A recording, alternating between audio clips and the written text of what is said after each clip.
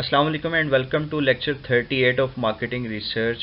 Data analysis के सिलसिले में आज के लेक्चर में हम कोरिलेशन एनालिसिस और सिंपल रिग्रेशन एनालिसिस को पढ़ेंगे।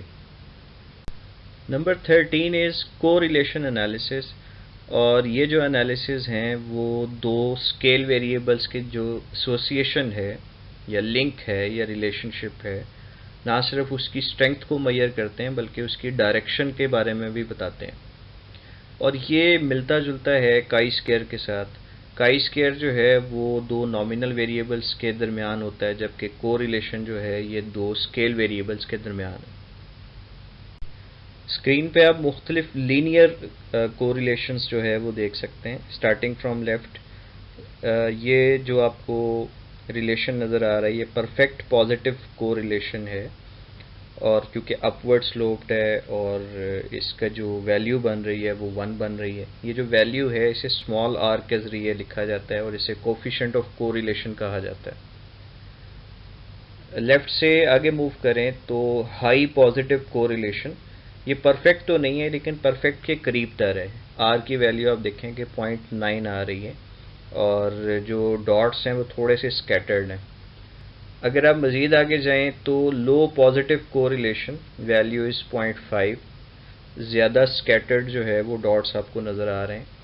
और अगर जो लाइन है वो बिल्कुल हॉरिजॉन्टल हो जाए, यानी उसकी जो स्लोप है वो ज़ीरो हो जाए, आर की वैल्यू ज़ीरो हो जाए, तो इसमें कोई कोरिलेशन मौजूद नहीं है। फिर उसके बाद अगर नेगेटिवली स्लोप्ड कर्व आता है आपके पास तो ये लो नेगेटिव कोरिलेशन है जिसकी वैल्यू -0.5 है। उसके बाद हाई नेगेटिव कोरिलेशन है जो कि माइनस में है लेकिन उसका जो मैग्नीट्यूड है वो ज़्यादा है, -0.9। और finally perfect negative correlation which is -1। तो ये जो 1 या 0.9 या 0.5 ये उसका मैग्नीट्यूड है या स्ट्रेंथ है, और जो साइन है ये उसकी डायरेक्शन को शो करता है, पॉजिटिव या नेगेटिव। अगर पॉजिटिव साइन है तो इसका मतलब है कि दोनों वेरिएबल्स एक ही डायरेक्शन में मूव करते हैं, या आप ये कह सकते हैं कि दोनों के दरमियान जो रिलेशन है वो डायरेक्ट रिलेशन है। और अगर नेगेटिव है तो इसका मतलब है कि दोनों अपोजिट साइड पे मूव करते हैं, या आप यूँ भी कह सकते हैं कि दोनों के दरमियान जो रिलेशन है वो इन्वर्स रिलेशन है। अच्छा जी, कोरिलेशंस को समझने के लिए एक एग्जांपल दी गई है और इसमें दो वेरिएबल्स हैं। एक तो टेम्परेचर है डिग्री सेंटीग्रेड में, और दूसरा आइसक्रीम की सेल्स हैं। 12 डेज़ का डेटा लिया गया है और आप देखें कि जैसे जैसे टेम्परेचर बढ़ रहा है वैसे वैसे जो आइसक्रीम की सेल्स हैं इन डॉलर्स वो भी ज़्यादा हो रही हैं। इसको हम ज़्यादा बेहतर एक ग्राफ की मदद से समझ सकते हैं। जी, यहाँ पर टेम्परेचर और सेल्स के दरमियान एक ग्राफ जो है वो ड्रॉ किया गया, और डॉट्स चूँकि स्कैटर्ड हैं तो बेस्ट फिटेड कर्व जो है वो इसमें प्लेस किया गया। जब हमने इसकी आर की वैल्यू यानी कोफिशिएंट ऑफ कोरिलेशन कैलकुलेट किया, जो कि आप फार्मूले की मदद से या एसपीएसएस की मदद से बड़ा इजीली कैलकुलेट कर सकते हैं, तो उसकी वैल्यू 0.935, यानी एक तो ये पॉजिटिव है जो कि हमें ग्राफ से भी नज़र आ रहा है कि दोनों सेम डायरेक्शन में मूव कर रहे हैं, डायरेक्ट रिलेशन है दोनों के दरमियान, टेम्परेचर और सेल्स। दूसरा, ये बड़ा स्ट्रॉन्ग कोरिलेशन है क्योंकि वैल्यू 0.9 या उससे ज़्यादा हो तो ये उसकी स्ट्रेंथ को ज़ाहिर करती है। P value is less than 0.001, यानी ये जो कोरिलेशन है वो सिग्निफिकेंट भी है। और n is equal to 12, n से मुराद नंबर ऑफ ऑब्जर्वेशंस थी।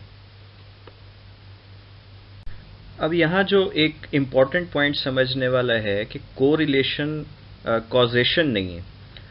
कॉज एंड इफेक्ट या कॉजेशन और चीज़ है और कोरिलेशन एक डिफरेंट चीज़ है। मैं आपको दो मिसालें देता हूँ। देखिए, आपने लॉ ऑफ डिमांड पढ़ा हुआ है कि अगर प्राइस बढ़े तो डिमांड कम हो जाती है, keeping all other variables constant, और अगर प्राइस आप कम करते हैं तो डिमांड बढ़ जाएगी। अब यहाँ पे एक वेरिएबल में चेंज आने की वजह से दूसरे में चेंज आ रहा है, ये तो कॉजेशन है। लेकिन दूसरी एग्जांपल आप समझिएगा कि मैं इस्लामाबाद गया तो वहाँ उस दिन बारिश हो रही थी, मैं कुछ अरसे के बाद दोबारा इस्लामाबाद गया तो फिर बारिश हो रही थी। तो मेरा इस्लामाबाद जाना ये एक वेरिएबल है और वहाँ बारिश का होना ये एक दूसरा वेरिएबल है।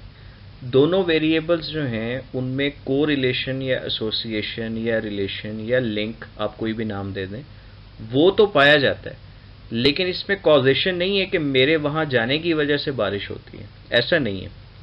इसीलिए कोरिलेशन में जो मुख्तलिफ पॉइंट्स आपको स्क्रीन पे नज़र आ रहे हैं, तो उसमें ये होता है कि एक वेरिएबल में चेंज की वजह से शायद दूसरे वेरिएबल में कोई चेंज आ जाए, ये माइट या शायद वाली बात है।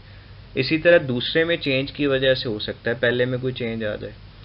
ये भी मुमकिन है कि दोनों वेरिएबल्स किसी तीसरे वेरिएबल के साथ लिंक्ड हैं और उस तीसरे वेरिएबल की वजह से इन दोनों में कॉमन कोई चीज़ें जो हैं वो हमें नज़र आ रही हैं।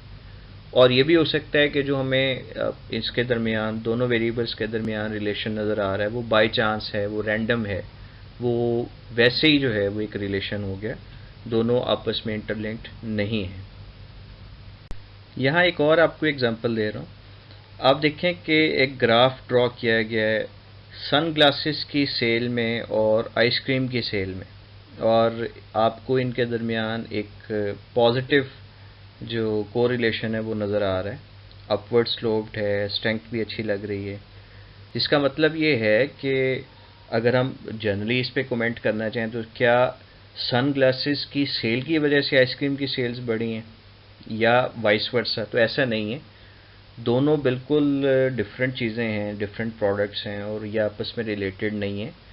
हाँ, हम ये ज़रूर कह सकते हैं कि इनमें अगर कोई चेंज एक तरह का एक साथ कोई चेंज नज़र आ रहा है तो वो किसी तीसरे वेरिएबल, फॉर एग्जांपल टेम्परेचर की वजह से हो सकता है।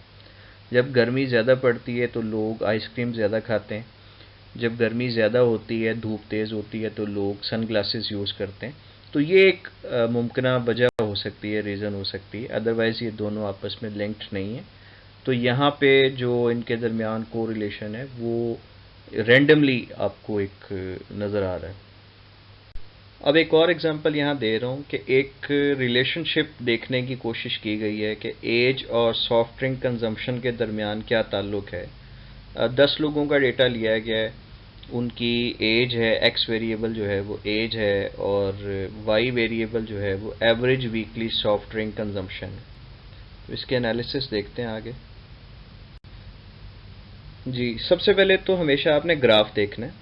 दोनों वेरिएबल्स एक्स और वाई के दरमियान ग्राफ देखें तो ये नेगेटिवली स्लोप्ड ग्राफ है, जिसका मतलब ये है कि एज और सॉफ्ट ड्रिंक कंजम्पशन ये अपोजिट डायरेक्शन में हैं, इन्वर्स रिलेटेड हैं।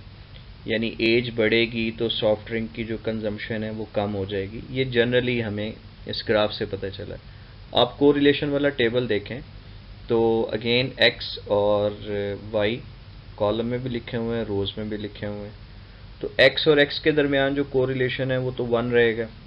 हर वेरिएबल का अपने ही साथ कोरिलेशन हमेशा 1 होता है। और एक्स और वाई के दरमियान जो कोरिलेशन है वो आपको नज़र आ रहा है -0.833। माइनस साइन का मतलब है कि अपोजिट रिलेशन है, इन्वर्स रिलेशन है। 0.833 का मतलब है कि एक अच्छी या एक अच्छा रिलेशनशिप है, स्ट्रॉन्ग रिलेशन है, स्ट्रॉन्ग कोरिलेशन आप कह सकते हैं।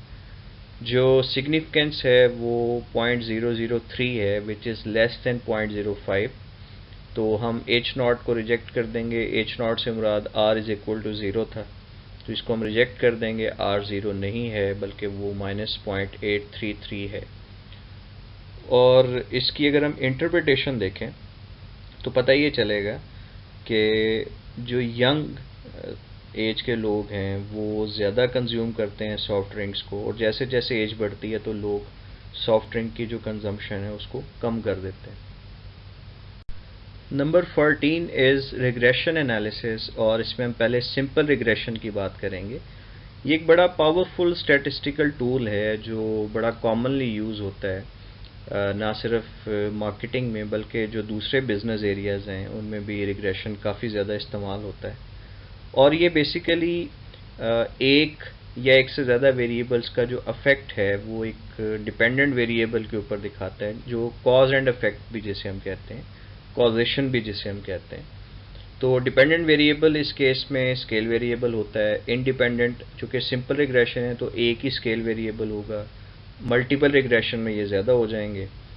तो कोरिलेशन और रिग्रेशन में डिफरेंस ये है कि कोरिलेशन सिर्फ एसोसिएशन बताता है दो वेरिएबल्स के दरमियान, जबकि जो रिग्रेशन है वो एसोसिएशन के साथ साथ उनकी जो कॉजेशन है उस पर भी बात करता है।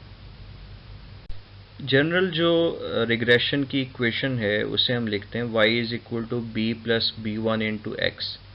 यहाँ पे y से मुराद इंडिपेंडेंट वेरिएबल है और x से मुराद डिपेंडेंट वेरिएबल है। b is constant and b1 is coefficient of x। तो एक सिंपल एग्जांपल से शुरू करते हैं जी। हमें ये देखना है कि जो एडवर्टाइजिंग की फ्रीक्वेंसी है, यानी जो कमर्शियल्स या एड्स हैं वो बार बार दिखाए जाते हैं, इसका सेल्स के वॉल्यूम के ऊपर क्या इफेक्ट होगा। तो डेटा हमारे पास है y जो है ये सेल्स हैं और x1 से मुराद एडवर्टाइजिंग फ्रीक्वेंसी है। जो एडवर्टाइजिंग फ्रीक्वेंसी है ये इंडिपेंडेंट वेरिएबल है और जो सेल्स हैं ये डिपेंडेंट वेरिएबल है, दोनों ही स्केल वेरिएबल्स हैं। जब हम रिग्रेशन एनालिसिस करते हैं तो उसकी आउटपुट में हमारे पास कई तरह के टेबल्स आते हैं। सबसे पहला जो टेबल है वो मॉडल समरी होता है। इसमें जो हमारी कंसर्न वैल्यूज़ हैं, सबसे पहले तो R देखें। R is 0.922। R से मुराद कोफिशिएंट ऑफ कोरिलेशन है। तो 0.922 हमें बता रहा है कि दोनों वेरिएबल्स के दरमियान स्ट्रॉन्ग पॉजिटिव कोरिलेशन है। R स्क्वायर जो है वो सिंपली 0.922 को अगर आप स्क्वायर करेंगे तो ये 0.85 आ जाएगा। इसे आप अगर परसेंटेज में लिखें तो ये 85% बनता है, जिसका मतलब ये है कि ये जो रिग्रेशन मॉडल है या वेरिएबल है इंडिपेंडेंट वेरिएबल, ये डिपेंडेंट वेरिएबल में होने वाले 85% ऑफ वेरिएंस को कंट्रोल कर रहा है। तो एक अच्छी खासी जो वेरिएंस की अमाउंट है उसको ये वेरिएबल कंट्रोल कर रहा है।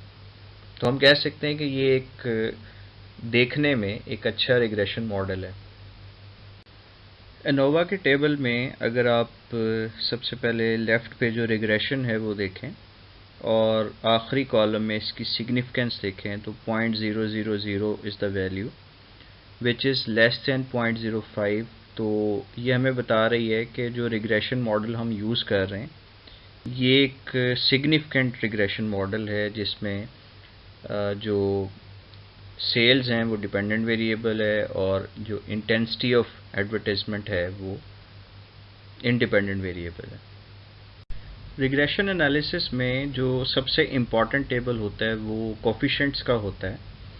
और अगर आप लेफ़्ट से स्टार्ट करें, जो फर्स्ट कॉलम है उसमें एक तो कांस्टेंट लिखा हुआ है। कांस्टेंट जो है वो उसे हम b कहते हैं। b की वैल्यू 42.509 है। और अगर इसी से आगे हम जाएं तो significance is 0.000, that means this is less than 0.05। तो हम h0 को रिजेक्ट कर देंगे। h0 इस केस में था b इज़ इक्वल टू 0, यानी जब इसे रिजेक्ट करेंगे तो इसका मतलब है कि b is not equal to 0 बल्कि ये 42.5 के इक्वल है। इसी तरह से x1 जो हमारा इंडिपेंडेंट वेरिएबल है उसकी वैल्यू 1.217 लिखी हुई है। और इसी में आगे जाएं तो सिग्निफिकेंस इज़ 0.000। अगेन ये 0.05 से कम है तो इसका जो h0 है इसे भी हम रिजेक्ट कर देंगे। h0 इसके केस में b1 इज़ इक्वल टू 0 था। इसे रिजेक्ट किया तो इसका मतलब है कि b1 की वैल्यू 1.217 है। तो अगर ये दोनों वैल्यूज़ सिग्निफिकेंट हो गई तो हम इन वैल्यूज़ को जो रिग्रेशन की इक्वेशन है उसमें पुट कर सकते हैं। अगर आप नीचे वाली डिटेल में देखें तो रिग्रेशन की इक्वेशन बनेगी y is equal to 42.5, b की जगह 42.5 आ गया, प्लस 1.22 x1 का जो कोफिशिएंट है जिसे आप b1 भी कह सकते हैं वो 1.22 आ गया, इंटू x1।